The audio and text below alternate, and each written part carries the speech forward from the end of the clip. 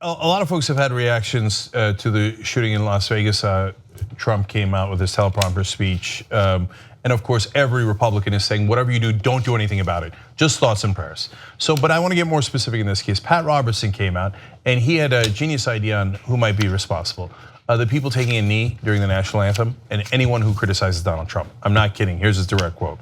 He said, violence in the streets, ladies and gentlemen, why is it happening? Maybe the weapons they used to murder all those people over and over. No, of course not. Is it abortion? Let me guess, abortion. No, that's a good guess though. He's blaming abortion in the past. Why is it happening? He says, the fact that we have disrespect for authority, there's profound disrespect for our president. All across this nation, they say terrible things about him. It's in the news, it's in other places. Let's pause there for a second. So if you criticize Donald Trump, it's your fault that that guy shot all those people in Las Vegas. Wow. And there is no bottom to that barrel.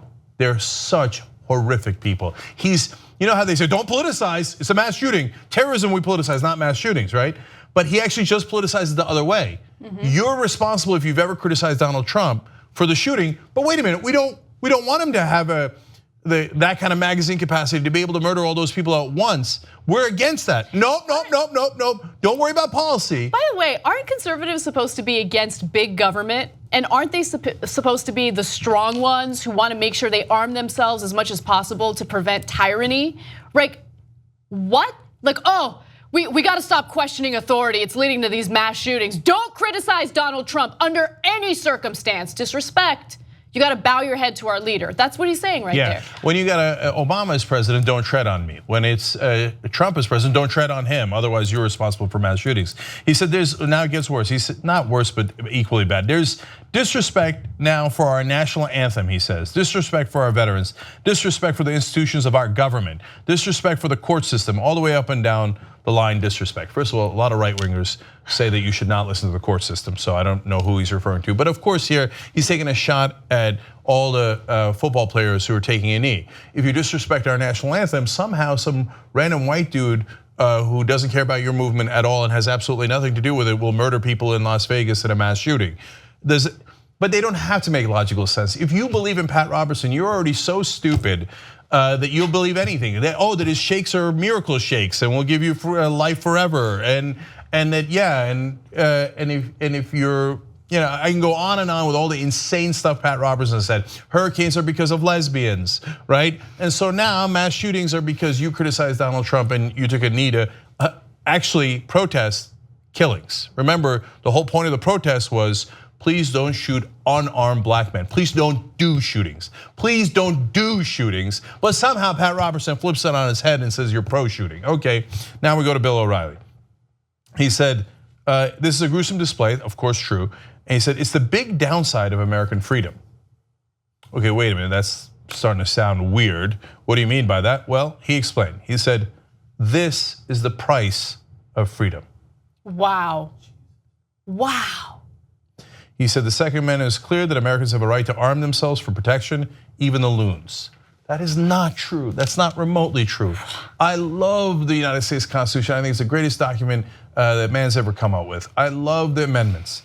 But all the amendments require some balancing act. They are not unlimited.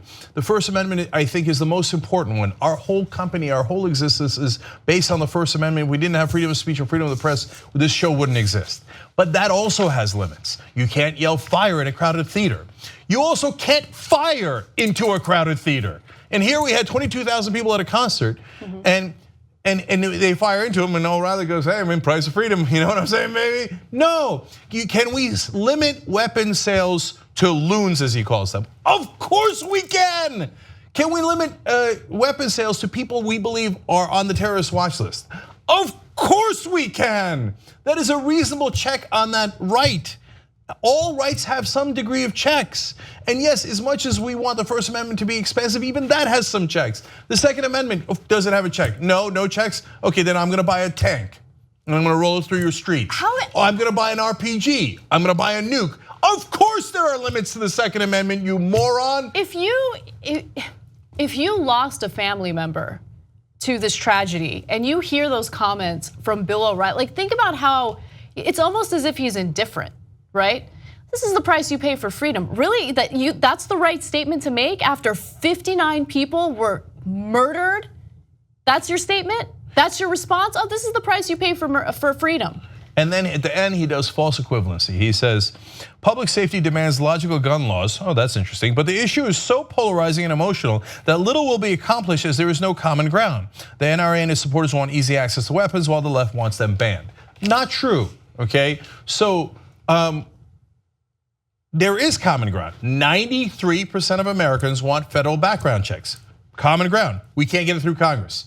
It's not because the issue is polarized, it's because one side says, I take checks from the NRA. I am bribed legally by the NRA.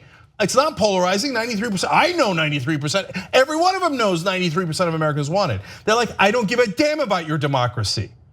I'm going to polarize it. Bill O'Reilly, almost every politician you support is in the business of polarizing for their own personal gain. The country's not polarized. Washington is polarized by the corruption and the swamp that you love, Bill O'Reilly. You love it and you support every one of those Republicans. And he says the left wants them banned and the NRA wants to protect them at all costs. Golly gee, I guess there's nothing we can do. Or maybe you could find a middle ground, a reasonable middle ground that an overwhelming majority of Americans agree to. He wants to make it seem like it's polarized, right, so you don't do anything about it. Help us build independent media. Become a member of the Young Turks. TYTnetwork.com/join.